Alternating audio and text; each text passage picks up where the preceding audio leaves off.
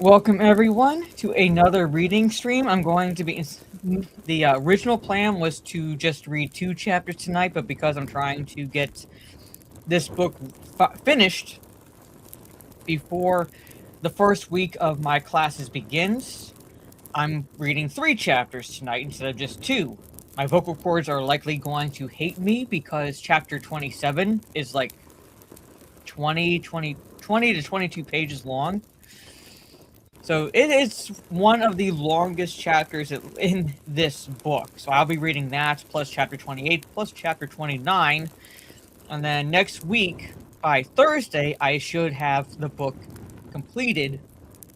And then I'll be taking at least the first week of classes to, I'll know for sure when, when the live lectures are for each of my 2 classes, so I know for certain what my streaming schedule is going to be moving forward, at least for the short term, because I'm taking 2 classes. These classes will be like March and April, and then like May I'll be starting 2 more classes. So the schedule could change again.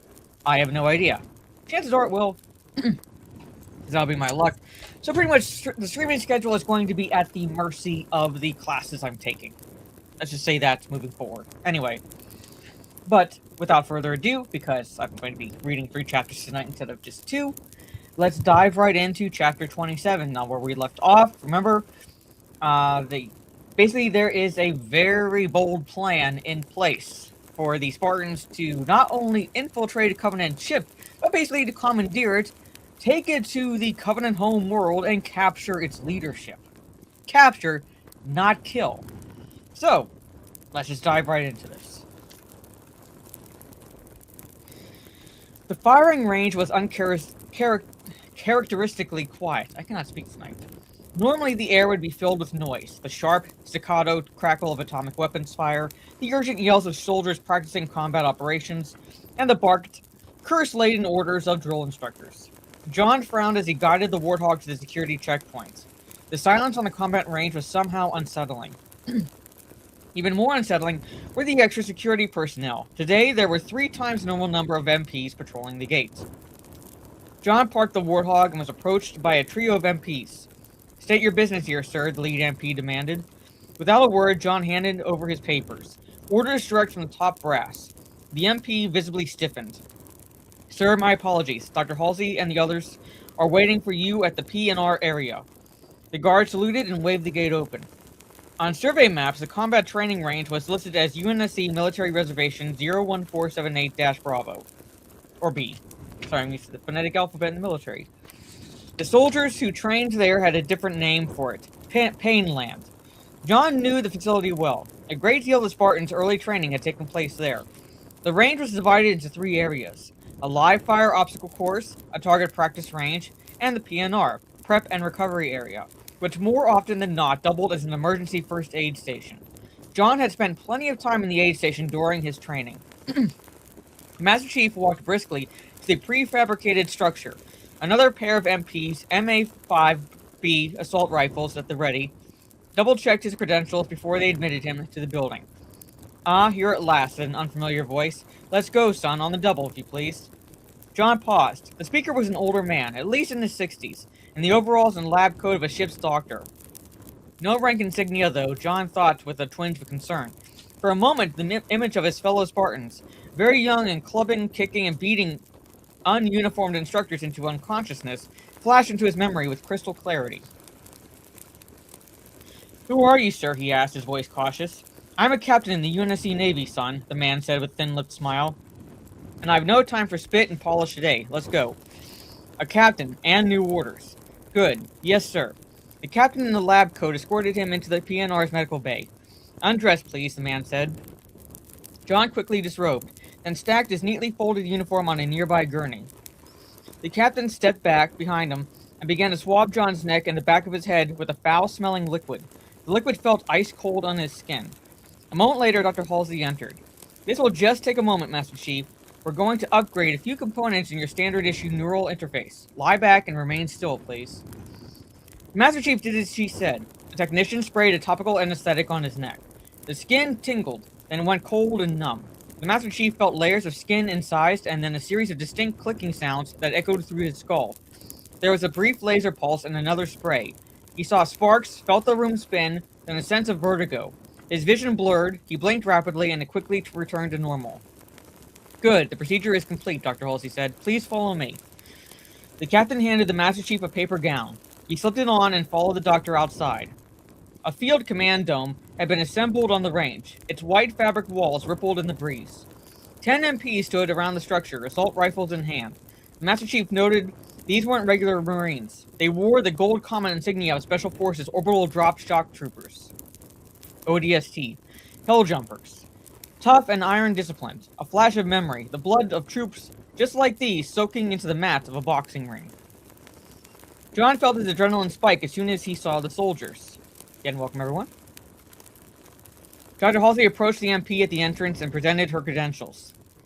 At some point, just to, segue, because I'm thinking about new tattoo ideas. I want to get the insignia for Hell Jumpers as a tattoo, and I'm thinking on the back of my neck, the icon for the Hell Jumpers. Anyway,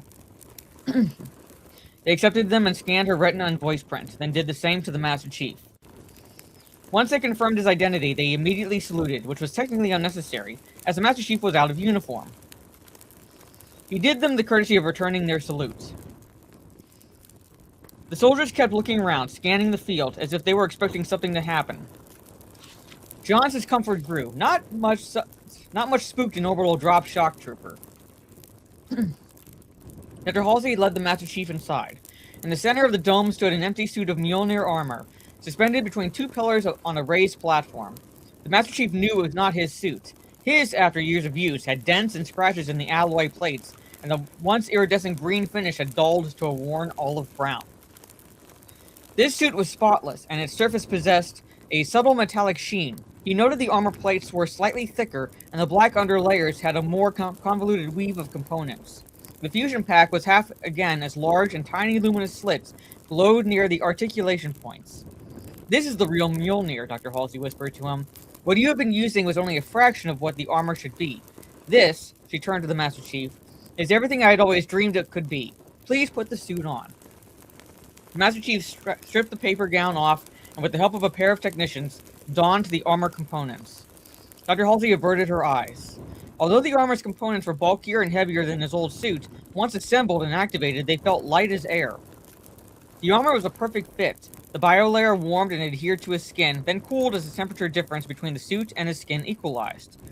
We've made hundreds of minor technical improvements, she said. I'll have the specifications sent to you later. 2 of those changes, however, are rather serious modifications to the system. It may take some getting used to. Dr. Halsey's brow furrowed. John had never seen her worried before. First, she told him, we have replicated, and I might add, improved upon the energy shield the Covenant Jackals have been using against us to great effect. The armor had shields? The Master Chief had known that Oni Research had been working on adapting Covenant technology. Spartans had standing orders to capture Covenant machines wherever they could. The researchers and engineers had announced some advancements in artificial gravity. Some UNSC ships were already using this technology. The fact that the Mjolnir armor possessed shields was a stunning breakthrough. For years, there had been no luck back engineering Covenant shield tech. Most in the scientific community had given up hope of ever cracking it. Maybe that's why Dr. Halsey was worried. Maybe they hadn't worked out all the bugs. Dr. Halsey nodded to the technicians. Let's begin. The techs turned to a series of instrument panels. One, a slightly younger man, donned a comm headset. Okay, Master Chief, the tech's voice crackled through John's helmet speakers. There is an activation icon in your heads-up display. There is also a manual control switch located at position 12 in your helmet. He chins the control. Nothing happens. Wait a moment, please, sir. We have to give the suit an activation charge. After that, it can accept regenerative power from the fusion pack. Stand on the platform and be absolutely still. Anyone who's played the game knows this procedure. He stepped onto the platform that held Mjolnir armor. The pillars flickered on and glowed a brilliant yellow. The pillars started to spin slowly around the base of the platform. The Master Chief felt a static charge tingling in his extremities. The glow intensified and his helmet's blast shield automatically dimmed. The charge in the air intensified. His skin crawled with ionization. He smelled ozone. Then the spinning slowed and the light dimmed. Reset the activation button now, Master Chief. The air around the Master Chief popped, as if it jumped away from the Mjolnir armor. There was none of the shimmer that normal Covenant shields had. Was it working? He ran his hand over his arm and encountered resistance at a centimeter from the surface of the armor. It was working. How many times had he and his teammates had to find ways to slip past the Jackal's shield? He'd have to rethink his tactics. Rethink everything. It provides full coverage, Dr. Halsey's voice piped through the speakers, and dissipates energy far more efficiently than the Covenant shields the Spartans have recovered, though the shield is concentrated on your arms, head, legs, chest, and back. The energy field tapers down to a hair under a millimeter, so you don't lose the ability to hold or manipulate items with your hands. The lead technician activated another control, and new data is scrawled across John's display. There's a segmented bar in the upper corner of your HUD, the technician said, right next to your biomonitor and ammunition indicators. It indicates the charge level of your shield. Don't let it completely dissipate. When it's gone, the armor starts taking the hits. The Master Chief slipped off the platform. He skidded, then came to a halt. His movements felt oiled. His contact with the floor felt tentative. You can adjust the bottom of your boot emitters, as well as the emitters inside your gloves to increase traction. In normal use, you will want to set these to the minimal level. Just be aware your defenses will be diminished in those locations. Understood. He adjusted the field strengths. In 0G environment, I should increase these sections to full strength, correct? That is correct, Dr. Halsey said. How much damage can they take before the system is breached? That is what you will learn here today, Master Chief. I think you'll find that we have several challenges in store for you to see how much punishment the suit can take. I actually have it on silent, soul. He nodded. He was ready for the challenge. After weeks spent traveling in slipspace, he was long overdue for a workout. John slid back his helmet visor and turned to face Dr. Halsey. You said there were 2 major system improvements, Doctor. She nodded and smiled. Yes, of course. She reached into her lab coat and withdrew a clear cube. I doubt you've ever seen one of these before. It is the memory processor core of an AI. Like Deja? Yes, like your former teacher. But this AI is slightly different. I'd like to introduce you to Cortana. Master Chief looked around the tent. He saw no computer interface or holographic projectors. He cocked an eyebrow at Dr. Halsey. There's a new layer sandwiched between the reactive circuits and the inner biolayers of your armor, Dr. Halsey explained. It is a weave of additional memory processor superconductor. The same material as an AI's core. Yes, Dr. Halsey replied. An accurate analysis. Your armor will carry Cortana. The Mjolnir system has nearly the same capacity as a shipborne AI system. Cortana will interface between you and the suit and provide technical and strategic information for you in the field. I'm not sure I understand. Cortana has been programmed with every Oni computer insurgency routine, Dr. Halsey told him, and she has a talent for modifying them on the fly. She has our best Covenant language translation software as well. Her primary purpose is to infiltrate their computer and communication systems. She will intercept and decode point-to-point Covenant transmissions and give you updated intelligence in the field. Intel support in an operation where there had been no reconnaissance. Master Chief liked that. It would level the playing field significantly. This AI is the computer specialist we'll be taking onto the Covenant ship, the Master Chief said. Yes, and more. Her presence will allow you to utilize the suit more effectively. John had a sudden flash. AI's handled a great deal of point defense during naval operations. Can she control the Mjolnir armor? He wasn't sure he liked that. No, Cortana resides in the interface between your mind and the suit, Master Chief. You'll find your reaction time greatly improved. She'll be translating the impulses in your motor cortex directly into motion. She can't make you send those impulses. This AI, he said, will be inside my mind? That must have been what that upgrade to his standard issue Unity computer interface had been for. That is the question, isn't it? Dr. Halsey replied. I can't answer that, Master Chief, not scientifically. I'm not sure I understand, Doctor. What is the mind really? Intuition? Reason? Emotion? We acknowledge they exist, but we still don't know what makes the human mind work. She paused, searching for the right words. We model AIs on human neural networks, on electrical signals in the brain, because we just know that the human brain works, but not how or why. Cortana resides between your mind and the suit, interpreting the electrochemical messages in your brain and transferring them to the suit via your neural implants. So for lack of a better term, yes, Cortana will be inside your mind. Ma'am, my priority will be to complete this mission. This AI, Cortana, may have conflicting directives. There's no need to worry, Master Chief. Cortana has the same mission parameters as you do. She will do anything necessary to make sure that your mission is accomplished, even if that means sacrificing herself or you to accomplish it. Master Chief exhaled, relieved. Now please, kneel down. It's time to insert her memory processor matrix into the socket at the base of your neck. The Master Chief knelt. There was a hissing noise, a pop, and then cold liquid poured into the Master Chief's mind. A spike of pain jammed into his forehead, then faded.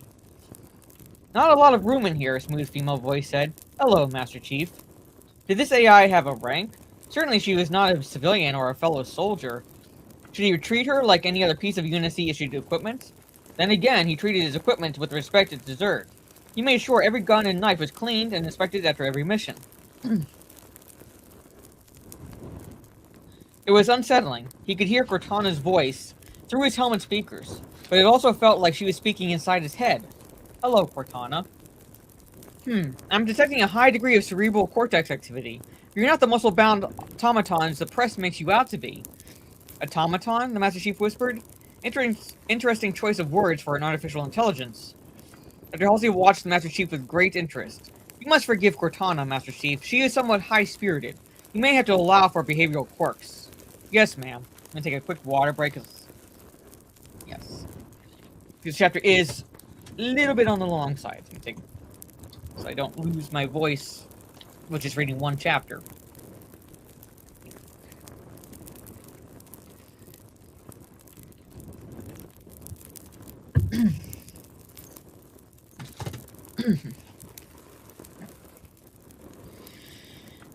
I think we should begin the test straight away. There's no better way for the two of you to get acquainted than in simulated combat.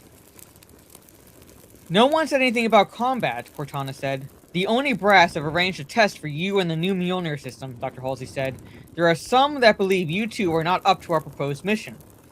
Ma'am, the Master Chief snapped to attention. I'm up for it, ma'am. I know you are, Master Chief. Others require proof.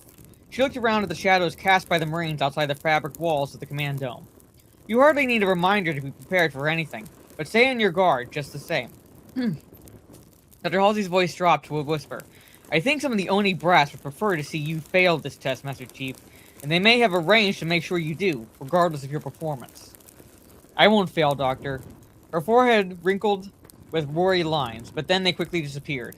I know you won't. She stepped back and dropped her conspiratorial whisper. Master Chief, you're ordered to count to 10 after I leave. After that, make your way to the obstacle course. At the far end is a bell. Your goal will be to ring it. She paused and added, you are authorized to neutralize any threats in order to achieve this objective. Affirmative, the Master Chief said. Enough uncertainty. Now he had an objective, and the rules of engagement. Be careful, Master Chief, Dr. Halsey said quietly. She gestured at the pair of technicians to follow her, then turned and walked out of the tent. Master Chief didn't understand why Dr. Halsey thought he was in real danger. He didn't have to understand the reason. All he needed to know was that danger was present. He knew how to handle danger. Uploading combat protocols now, Cortana said. Initiating electronic detection algorithms. Boosting neural interface performance to 85%. I'm ready when you are, Master Chief. Master Chief heard a metallic clacks around the tent. Analyzing sound pattern, Cortana said. Database match. Identified as someone cycling the bolt of an MA-5B assault rifle. I know. Standard-issue weapons of the orbital drop shock troopers. Since you're in the know, Master Chief, Cortana quipped, I assume you have a plan.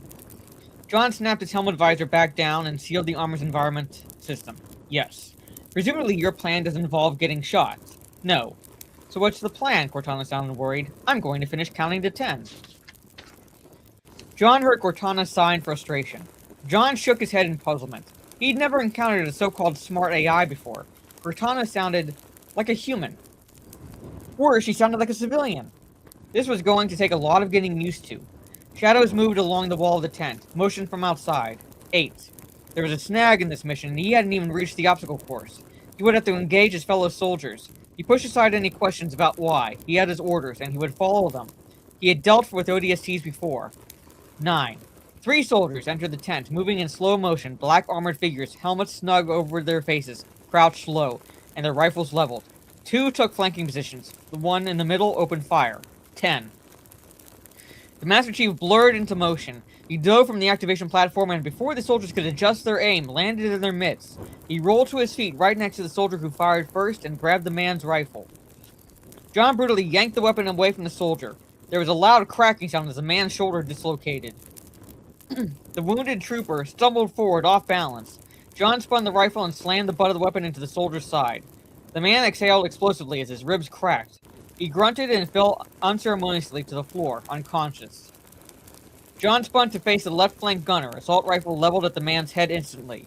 He had the man in his sights, but still had time. He still had time. The soldier was not quite in position. To John's enhanced senses, amped up by Cortana and the neural interface, the rifleman seemed to be moving in slow motion. Too slow. The Master Chief lashed out with the rifle butt again. The trooper's head snapped back from the sudden, powerful blow. He flipped head over tail and slammed into the ground. John sized the man's condition up with his practiced eye. Shock, concussion, fractured vertebrae. Gunner number 2 was out of the fight. The remaining gunner completed his turn and opened fire. A 3-round burst ricocheted off the Mjolnir armor's energy shield. The shield's recharge bar flickered a hair's breadth. Before the soldier could react, the Master Chief sidestepped and slammed his own rifle down hard. The trooper screamed as his leg gave out. A jagged spoke of bone burst through the wounded man's fatigues. The Master Chief finished him with the rifle butt to his helmeted head. John checked the condition of the rifle and, satisfied that it was in working order, began to pull ammo clips from the fallen soldier's belt pouches. The lead soldier also carried a razor-edged combat knife. John grabbed it. "You could have killed them," Cortana said. "Why didn't you?" "My orders gave me permission to neutralize threats," he replied. "They aren't threats anymore." Semantics, Cortana replied. She sounded amused. "I can't argue with the results, though," she broke off suddenly. "New targets, 7 contacts on the motion tracker," Cortana reported. "We're surrounded." 7 more soldiers. The Master Chief could open fire now and kill them all. Under any other circumstances, he would have removed such threats. But their MI5Bs were no immediate danger to him, and the UNSC could use every soldier to fight the Covenant. And welcome, everyone. He strode to the center pole of the tent, and with a yank, he pulled it free. As the roof fluttered down, he slashed a slit in the tent fabric and shoved through. He faced 3 Marines. They fired. The Master Chief deftly jumped to one side. He sprang toward them and lashed out with a steel pole, swiped out their legs. He heard bones crack, followed by screams of pain. The Master Chief turned as the tent finished collapsing. The remaining 4 men could see him now. One reached for a grenade on his belt. The other 3 tracked him with their assault rifles. The Master Chief threw the pole like a javelin at the man with the grenade. It impacted in his sternum, and he fell with a whoomph. The grenade, minus the pin, however, had dropped to the ground. The Master Chief moved and kicked the grenade. It arced over the parking lot and detonated in a cloud of smoke and shrapnel. The 3 remaining Marines opened fire, spraying bullets in the fusillade. Bullets pinged off the Master Chief's shield. The shield status indicator blinked and dropped with each bullet impact. The sustained weapon's fire was draining the shield precipitously. John tucked and rolled, narrowly avoiding an incoming burst of automatic weapons fire, then sprang at the nearest Marine. John launched an open-handed strike at the man's chest. The man's ribs caved in and he dropped without a sound, blood flowing from his mouth. John spun, brought his rifle up, and fired twice. The second soldier screamed and dropped his rifle as the bullets tore through each knee. John kicked the discarded rifle, bending the barrel and rendering the weapon useless. The last man stood frozen in place. The Master Chief didn't give the man time to recover. He grabbed his rifle, ripped off his bandolier of grenades, then punched his helmet. The Marine dropped. "Mission time plus 22 seconds, Cortana remarked. "Although technically you started to move 40 milliseconds before you were ordered to. I'll keep that in mind." The Master Chief slung his assault rifle and bandolier of grenades over his shoulder and ran for the shadows of the barracks. He slipped under the raised buildings and belly crawled toward the obstacle course. No need to make himself a target for snipers, although it would be an interesting test to see what caliber of bullet these shields could deflect. No, that kind of thinking was dangerous. The shield was useful, but under combined fire it dropped very quickly. He was tough, not invincible. He emerged at the beginning to the obstacle course. The first part was a run over 10 acres of jagged gravel. Sometimes raw recruits had to take off their boots before they crossed. Other than the pain, it was the easiest part of the course. The Master Chief started toward the gravel yard. "Wait," Cortana said, "I'm picking up far infrared signals on your thermal sensors. An encrypted sequence. Decoding.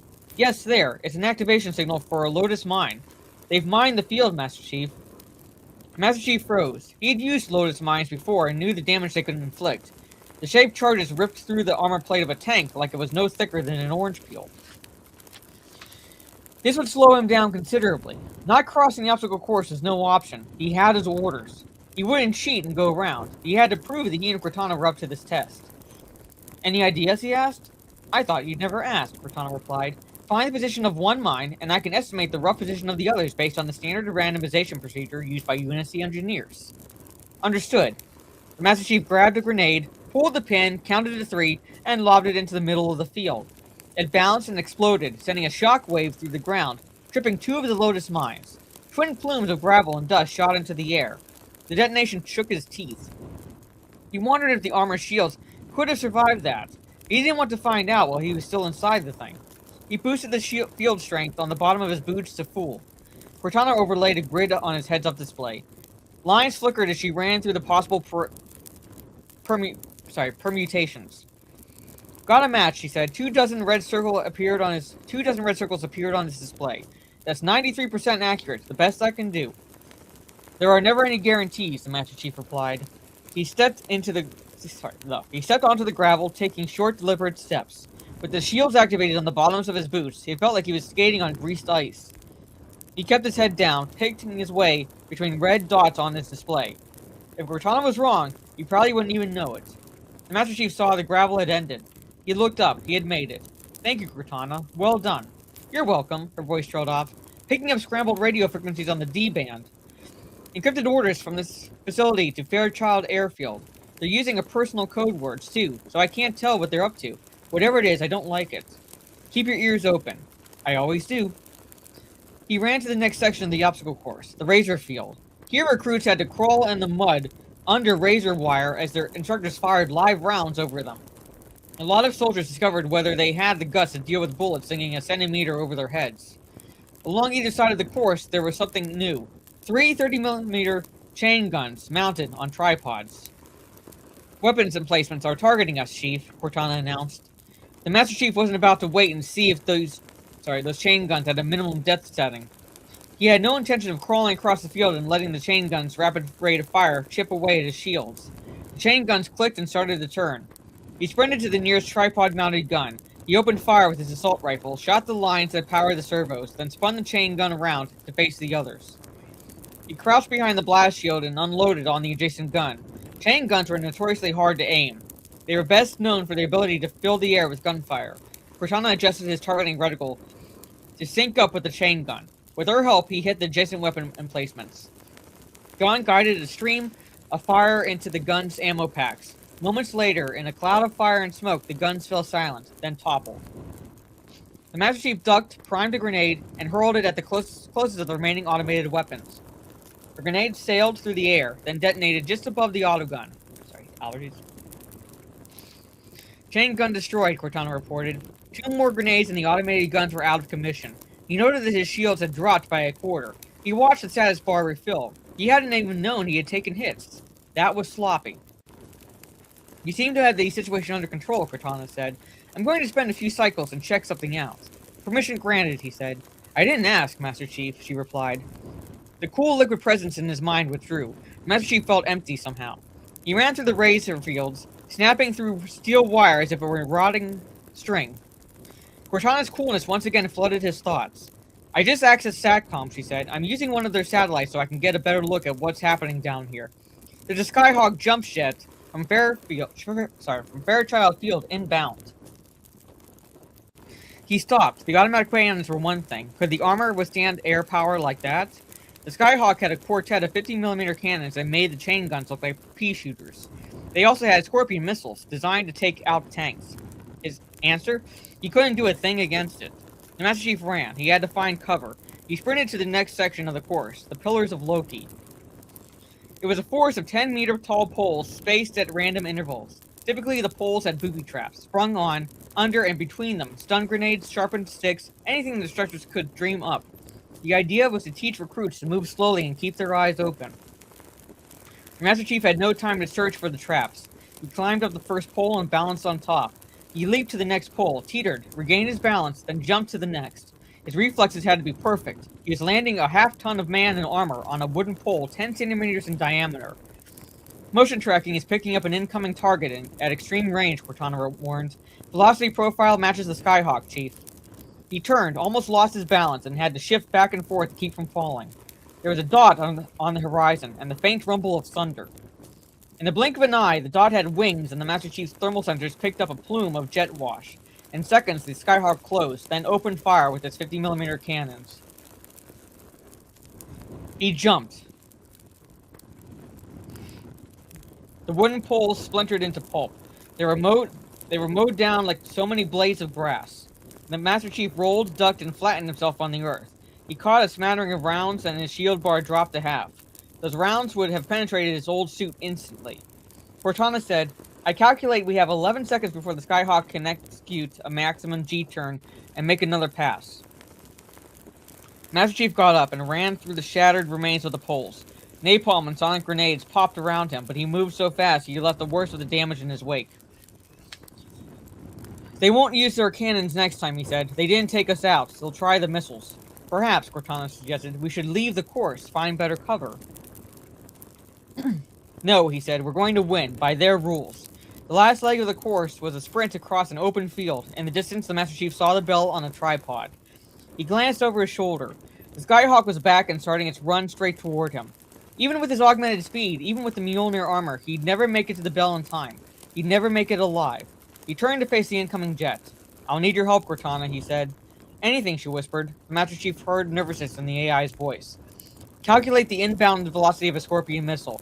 Factor in my reaction time and the jet's inbound speed and distance at launch. And tell me the instant I need to move to sidestep and deflect it with my left arm. Cortana paused a heartbeat. Calculation done. You did say deflect. Scorpion missiles have motion tracking sensors and proximity detonators. I can't outrun it, and it won't miss. That leaves us very few options. The Skyhawk dove. Get ready, Cortana said. I hope you know what you're doing. Me too. Smoke appeared from the jet's left wingtip, and fire and exhaust erupted as a missile streaked toward him. The Master Chief saw the missile track back and forth, zeroing in on his coordinates.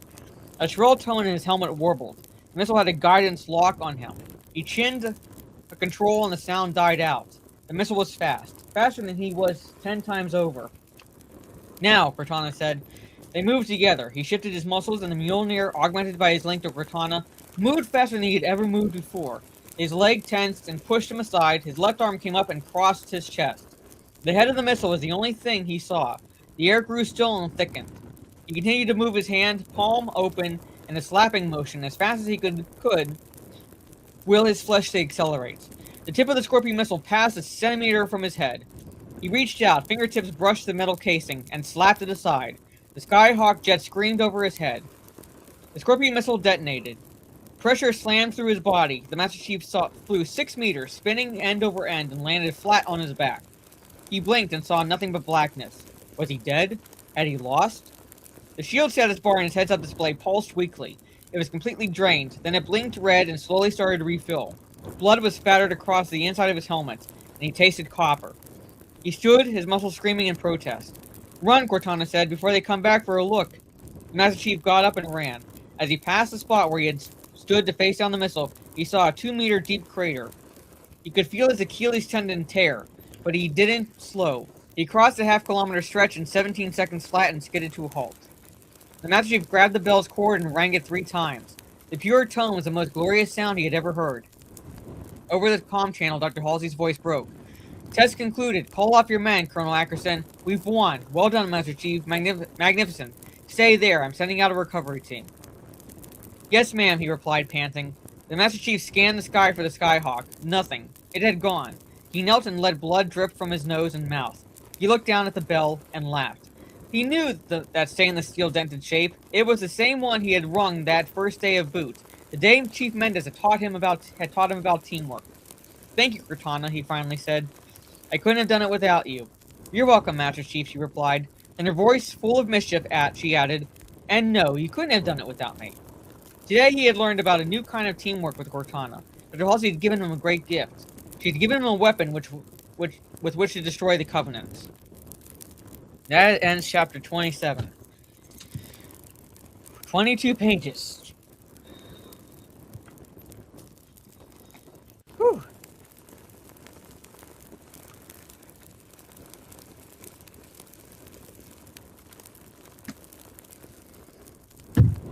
Chapter 28. Oop.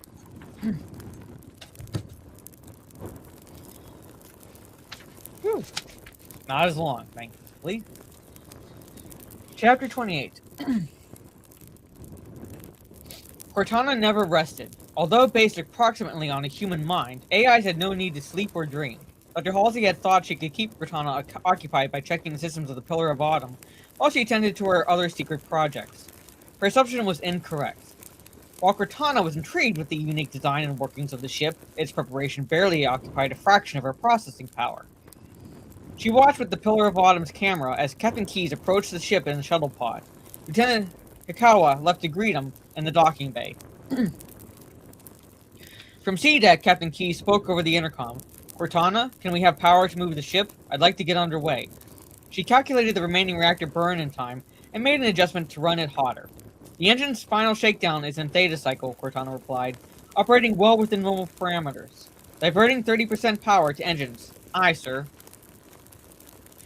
And the other system status? Captain Keyes asked. Weapon system check initiated. Navigational nodes functioning. Continuing system-wide shakedown and triple checks, Captain. Very good. He said, apprise me if there are any anomalies. Aye, Captain, she replied.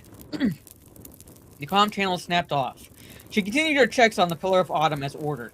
There were, however, more important things to consider, namely a little reconnaissance into Oni databases, and a little revenge. She dedicated the balance of her runtime toward probing the SATCOM system around Reach for entry points. There, a ping in the satellite network coordination signal. She broadcast a resonant carrier wave at that signal and piggybacked it into the system. First things first, she had two loose ends to take care of. While she and the Master Chief had been on the obstacle course, she had commandeered SATCOM observation beacon 419 and rotated it to view from orbit. She re-entered the back door she had left open in the system and rewrote the satellite's guidance thruster subroutine. If the system was analyzed later, it would be determined that this error had altered it to random orientation rather than the planned position. She withdrew, but left her back door intact. This trick might come in handy again. The other loose end that required her attention was Colonel Ackerson, the man who had tried to erase her and the Master Chief. Cortana reread Dr. Halsey's recommended test specifications for the Mjolnir system on the obstacle course. She had suggested live rounds, yes, but never a squad of orbital drop shock troopers, chain guns, lotus mines, and certainly not an airstrike. That was the Colonel's doing. He was an equation that needed to be balanced, what Dr. Halsey might have called payback. She linked to the Unity personnel and planning database on Reach. The only AI there, Beowulf, knew her, and knew not to let her in. Beowulf was thorough, methodical, and paranoid. In her own way, Cortana couldn't help but like him, but compared with her code-cracking skills, he might as well have been an accounting program.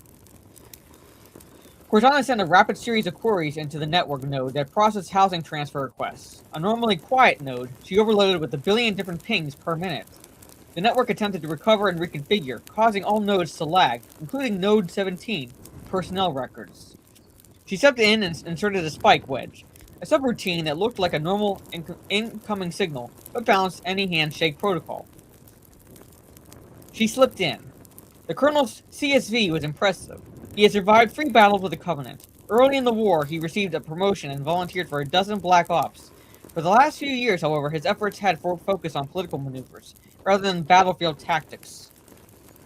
He had filed several requests for increasing funding for his special warfare projects. No wonder he wanted the Master Chief gone. The Spartan IIs and Mjolnir were his direct competition. Worse, they were succeeding where he failed. At best, Ackerson's actions were treason, or Cortana wasn't about to reveal all this to the Oni Oversight Committee. Despite the Colonel's methods, the UNSC still needed him, and a spec war specialist in the war. Justice, however, would still be meted out. From the Oni database, she masqueraded as a routine credit check and entered the Colonel's bank account, to which she wired a substantial amount to a brothel on Gilgamesh. She made sure the bank queries sent to confirm the transaction were copied to his home immediately. Colonel Ackerson was a married man, and his wife would be there to receive them. Cortana doesn't play. She cut into his personal email and sent a carefully crafted message requesting reassignment to a forward area to personnel. Finally, she inserted a ghost record, an electronic footprint that identified the source of the alterations, Ackerson's personal computer pad. By the time Ackerson was done untangling all of that, he'd be reassigned to field duty and get back to fighting the Covenant where he belonged. So basically... let's sum up. She wired money to a brothel. She sent bank queries, through his email that his wife would see. And sent a request for reassignment. Cortana doesn't play. With all loose ends neatly tied up, Cortana rechecked the Pillar of Autumn's reactor. The shakedown was proceeding nicely. She tweaked the magnetic field strength, and part of her watched the output from the engine's fluctuations. She inspected all weapon systems 3 times and then went back to her own personnel research. She considered how well the Master Chief had performed this morning on the obstacle course. He was more than Cortana could have hoped for. The Master Chief was much more than Dr. Halsey or the press releases had indicated. He was intelligent, not fearless, but as close to it as any human she had encountered. His reaction time under stress was 1/6 the standard human norm. More than that, however, Cortana had sensed that he had a certain... She searched her lexicon for the proper word. Nobility. He placed his mission and his duty and honor above his personal safety. She re-examined his career service vitae. He had fought in 207 ground engagements against the Covenant and been awarded every major service medal except the Prisoner of War medallion. There were holes in the CSV, though. The standard blackout sections courtesy of Oni, of course, but most curious, all data before he entered active duty had been expunged. Cortana wasn't about to let a mere erasure stop her. She traced where the order to erase that data had originated. Section 3, Dr. Halsey's group. Curious. She followed the order pathway, crashed into layers of countercode. The code started to retrace on her signal. She blocked it, and it restarted a trace of the origin of her block. This was a very well-crafted piece of counter-intrusion software, far superior to the normal Oni slug code. If nothing else, Cortana liked the challenge. She withdrew from the database and looked for an unguarded way into Oni Section 3 files. Cortana listened to the hum of coded traffic along the surface of Oni's secure network. There was an unusual amount of packets today, queries and encrypted messages from Oni operatives. She peered into them and unraveled their secrets as they passed her. There were orders for ship movements, and operatives outbound from Reach. This must be the new directive to send scouts into the periphery systems and find the Covenant. She saw several ships docked in Reach's space docks. Oni stealth jobs made to look like private yachts. They had cute, innocuous names. The Applebee, Circumference, and the Lark. She spotted something she could use. Dr. Halsey had just entered her laboratory. She was at checkpoint 3. The doctor waited as her voice and retina patterns were being scanned.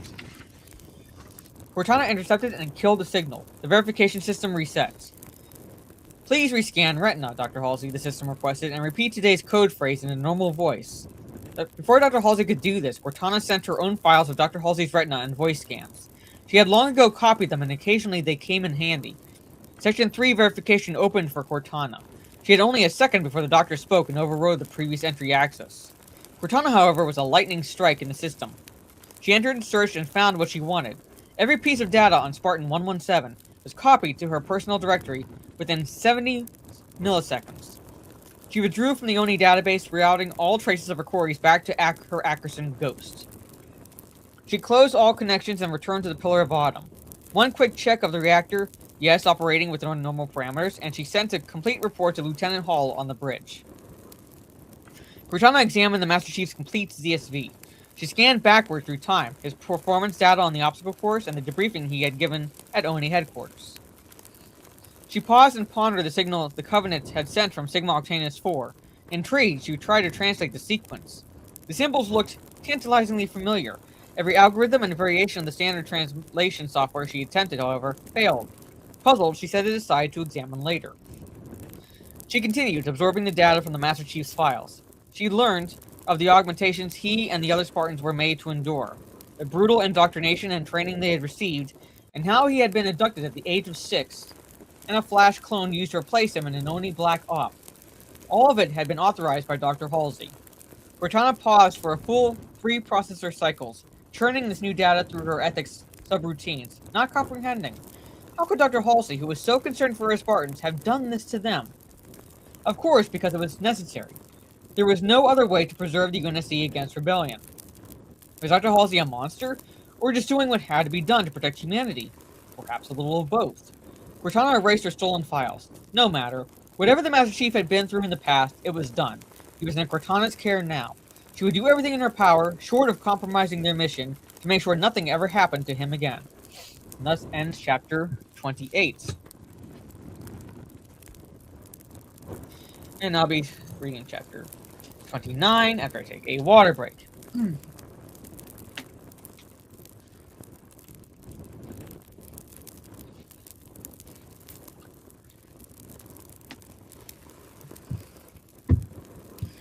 Oh, my vocal cords are going to hate me tomorrow. But I normally don't really talk during my nail appointments anyway, so... there it is. Anyway, chapter 29.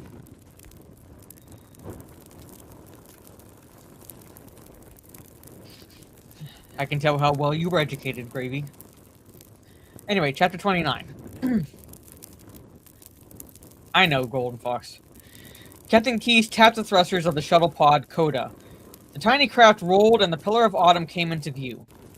Normally, captains did not ferry themselves around the space docks of Reach, but Keyes had insisted. All unauthorized personnel were restricted to a narrow flight path around the Pillar of Autumn, and he wanted to take a careful look around the outside of the ship before he took command. From this distance, the Pillar of Autumn could have been mistaken for a Marathon-class carrier. As the shuttle pod moved closer, however, details appeared that portrayed the ship's age. The Pillar of Autumn's hull had several larger dents and scratches. Her engine baffles were blackened. What had he gotten himself into by signing up for Dr. Halsey's mission? He had moved within 100 meters and circled to starboard. The shuttle bay on this side was sealed off. Red and yellow hazard warnings had been painted on metal plates that had been hastily welded over her entrance. He closed to 10 meters and saw the plate was not a solid sheet of metal. He could see armored ports, heavily reinforced, almost solid titanium A. Honeycombed throughout this section were the round covers of Archer missile pods. Captain Keyes counted 30 pods across, 10 down. Each pod held dozens of missiles. The Pillar of Autumn had a secret arsenal to rival any real cruiser in the fleet. Captain Keyes had drifted toward the stern and noticed concealed and recessed 50mm autocannons for defense against single ships. Underneath it were bumps, part of the linear accelerator system for the ship's lone Mac gun. It looked too small to be truly effective, but he would reserve judgment. Perhaps, like the rest of the Pillar of Autumn, the weapon was more than it appeared to be.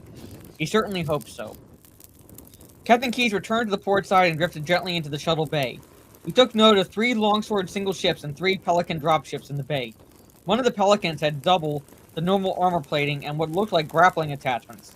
A serrated titanium ram decorated the dropship's prow. He touched down on an automated landing platform and locked the controls down. A moment later, the shuttle descended below decks and it was cycled through the airlock. Captain Keyes gathered his duffel bag and stepped onto the flight deck. Lieutenant Hikawa was there to meet him. She saluted. "Welcome aboard, Captain Keyes." He saluted. "What do you think of her, Lieutenant?" Lieutenant Hikawa's dark eyes widened. "You're not going to believe this ship, sir." Her normally serious voice or face broke with a smile. "They've turned it into something special." "I saw what they did to my starboard shuttle bay," Captain Keyes remarked sourly. "That's just the start," she said. "I can give you a full tour."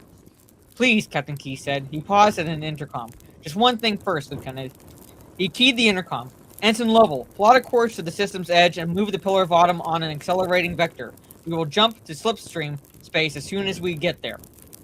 "Sir," Lovell replied, "our engines are still in shakedown mode." "Cortana," Captain Keyes asked, "can we have power to move the ship? I'd like to get underway." "The engine's final shakedown is in theta cycle," Cortana replied, "operating well within normal parameters. Diverting 30% power to engines." "Aye, sir." "And the other system status?" Captain Keyes asked. Weapon system check initiated. Navigational nodes functioning. Continuing system-wide shakedown and triple checks, Captain. Very good, he said. Apprise me if there are any anomalies. Aye, Captain, she replied. We finally have an AI, remarked to Ikawa. We've got more than that, sir, Ikawa replied. Cortana is running the shakedown and supervising Dr. Halsey's modifications to the ship. We have a backup AI to handle point defense. Really, Keyes was surprised getting a single AI was tough enough these days. Getting two was unprecedented. Yes, sir. I'll see to the initialization of our AI as soon as Cortana is through running her diagnostics. Captain Keyes had met Cortana briefly in Dr. Halsey's office. Although every AI he had ever met was brilliant, Cortana seemed exceptionally qualified. Captain Keyes had posed several navigation problems, and she figured out all the solutions. And had come up with a few options he had not considered. She was somewhat high-spirited, but that was not necessarily a bad thing. Lieutenant Ikawa led him to the elevator and punched the button for D-Deck. At first, Ikawa said, I was concerned with all the ordnance on board. One penetrating shots and we could explode like a string of firecrackers. But this ship doesn't have much empty space. It's full of braces. Honeycomb Titanium A and hydraulic reinforcements that can be activated in an emergency. She can take a tremendous beating, sir. Let's hope we don't have to test that, Captain Key said. He checked that his pipe was in his pocket. Yes, sir. The elevator passed through the rotating section of the ship and Captain Keyes felt its weight ease and a flutter of vertigo. He grabbed hold of the rails. The doors opened and they entered the cavernous engine room. The ceiling was 4 stories high, making this the largest compartment in the ship. Catwalks and platforms ringed the hexagonal chamber. Here's the new reactor, sir, Hikawa said. The device perched within a lattice of non-ferric ceramic and leaded crystal. The main reactor ring was nestled in the center of what appeared to be 2 smaller reactor rings. Technicians floated nearby, taking readings and monitoring the output displays on the walls. I'm not familiar with this design, Lieutenant. The latest reactor technology. The Pillar of Autumn is the first ship to get it. The 2 smaller fusion reactors come online to supercharge the main reactor. Their overlapping magnetic fields can temporarily boost power by 300%. Captain Keyes whistled appreciatively as he scrutinized the room. I don't see any coolant pipes. There are none, sir. This reactor uses a laser-induced optical slurry of ions chilled to near absolute zero to neutralize the waste heat. The more we crank up the power, the more juice we have to cool the system. It is very efficient. The smaller reactors flickered to life, and Captain Keyes felt the ambient heat in the room jump, then suddenly cool again. He removed his pipe and tapped it in his palm of his hand. He would have to rethink his old tactics. The new engine could give him new options in battle. There's more, sir. Lieutenant Hikawa led him back into the lift. We have 40 50mm cannons for point defense, with overlapping fields of fire covering all inbound vectors. What is our least defended approach vector? Bottom 4, she said, along with the ley line of the MAC system. There are very few gunnery placements there. Transient magnetic bursts tend to magnetize the weapons. Tell me about the MAC gun, Lieutenant. It looks underpowered. It fires a special light round with a ferrous core, but an outer layer of tungsten carbide. The round splinters on impact, like an assault rifle's shutter rounds. She was talking so fast she had to pause and take a deep breath. This gun has magnetic field recyclers along the length that recapture the field energy. Coupled with booster capacitors, we can fire 3 successful shots with 1 charge. That would be very effective against the Covenant energy shields. The first shots, maybe the first pair of shots, would take down their shields. The last round would deliver a knockout punch. I take it you approve, Lieutenant. To quote Ensign Lovell, sir, I think I'm in love. Captain Keyes nodded. I noticed we have several single ships and some Pelican dropships in the bay. Yes, sir. One of the longswords is equipped with a Shiva nuclear warhead. It can be remote piloted. We also have 3 Havoc warheads on board. Of course, Captain Keyes said. And the Pelicans? One of them has extra armor. The Spartans were working on it. Some sort of boarding craft. The Spartans? Captain Keyes asked. They're already on board? Yes, sir. They were here before we got on board. Take me to them, Lieutenant. Yes, sir. Lieutenant Ikawa stopped the elevator and hit the button for C-Deck. 25 years ago, Captain Keyes had helped procure the Spartan candidates for Dr. Halsey. She had said they might one day be the best hope for the UNSC had for peace.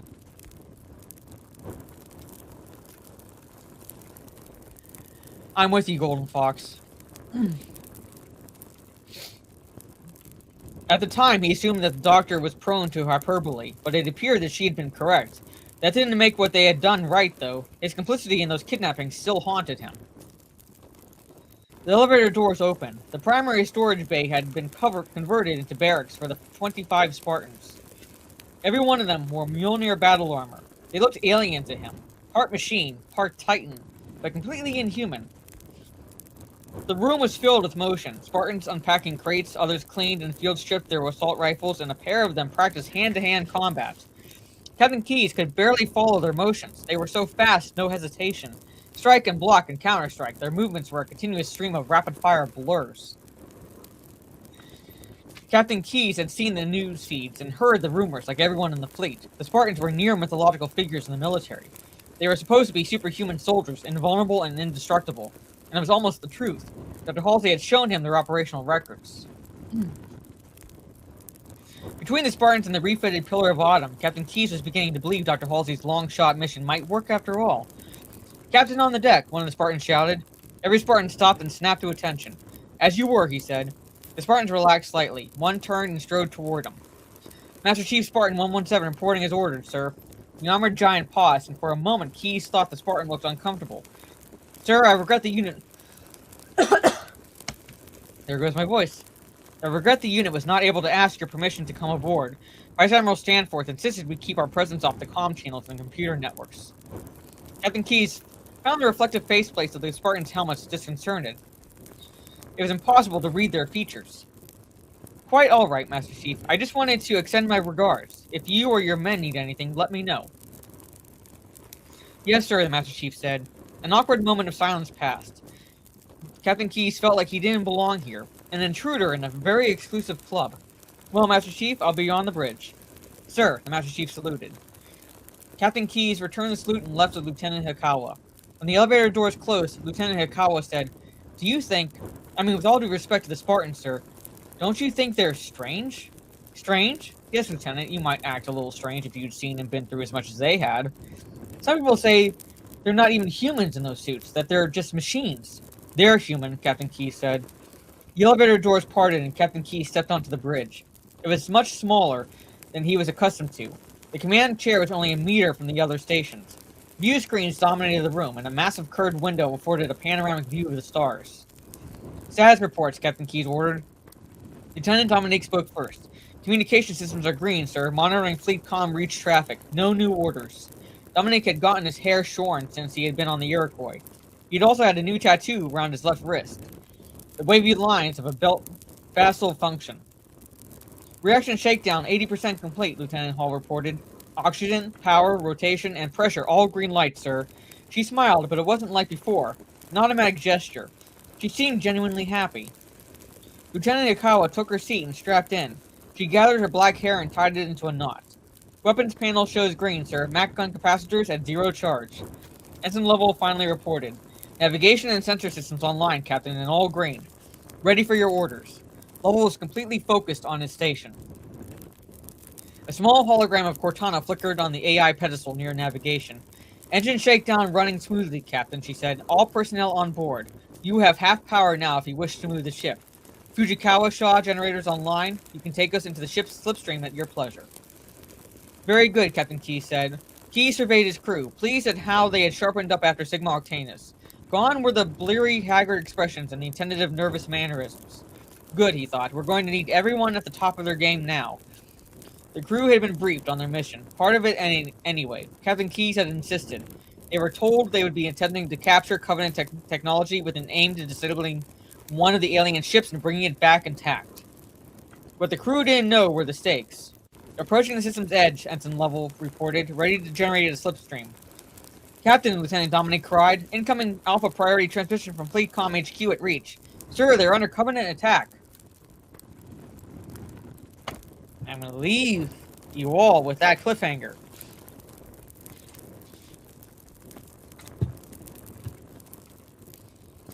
So, just about ready to enter slipstream. Covenant is attacking.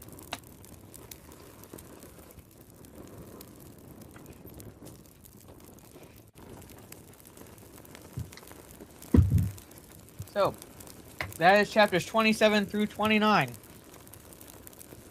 And so I amended